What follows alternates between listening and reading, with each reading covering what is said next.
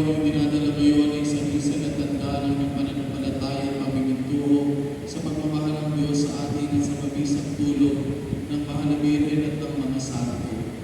Hinihiling natin ang grasya at pagpapala ng Diyos sa mga larawang ito ni Marta, Maria at Lazaro upang ating buhay maangkop at maayon sa halimbawa at aral ni Jesus at ng mga santo. Sikaping mabuhay bilang mabubuting Kristiyano at tumutupad ang mga tungkulin sa Diyos at sa kapwa upang maging mabisa ang ating mga panalangin. Manalangin ang pagbibindisyon. O Panginoong Diyos, ikaw ay pumalat sa mula ng lahat ng pagpapala at biyaya.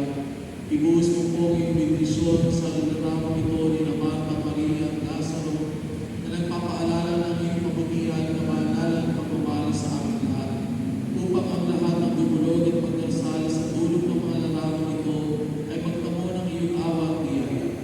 Loobin mong tularan nila ang pamaalala ng tanan ng Panginoon at ng mga santo. Hinihiling namin ito sa pamamagitan ni Jesucristo kasama ng Espiritu Santo magpasama.